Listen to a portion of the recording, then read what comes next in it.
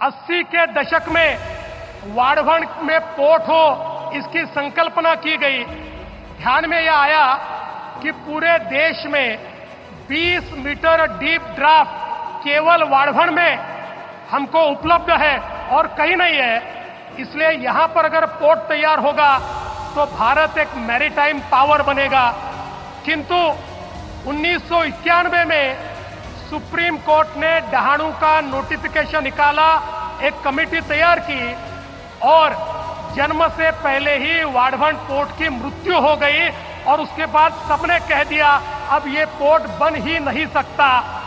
लेकिन 2014 में प्रधानमंत्री जी आपकी सरकार आई, आपके आशीर्वाद से महाराष्ट्र में हम सभी को काम करने का मौका मिला और आपके आशीर्वाद से हमने इसे वापस जीवित किया।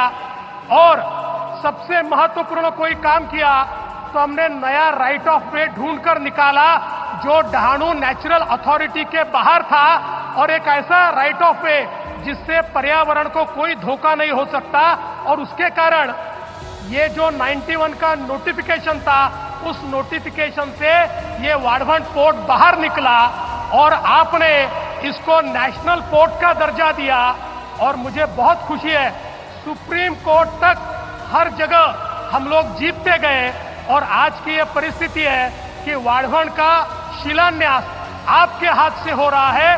और मैं ऐसा कहता हूं, किसी भी देश के इतिहास में एक ऐसा वाकया होता है जो उस देश के लिए टर्निंग पॉइंट होता है।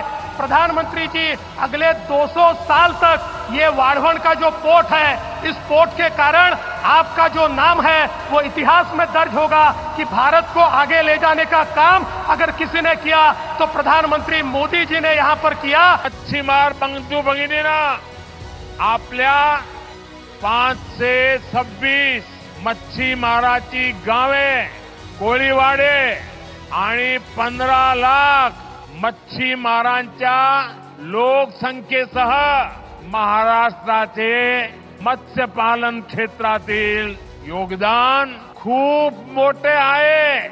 लेकिन इस प्रोजेक्ट को 60 वर्षों तक लटका कर रखा गया।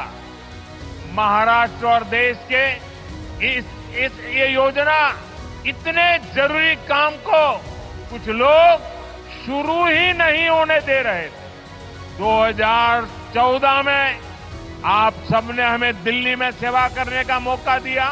2016 में जब हमारे साथी देवेंद्र जी की सरकार आई तब इस पर उन्होंने गंभीरता से काम शुरू करवाया। 2020 में यहां पोर्ट बनाने का फैसला भी कर लिया गया, लेकिन उसके बाद सरकार बदल गई और 2.5 साल तक फिर यहां कोई काम नहीं हुआ। आप मुझे बताइए, अकेले इस प्रोजेक्ट से यहां कई लाख करोड़ रुपए के निवेश का अनुमान है।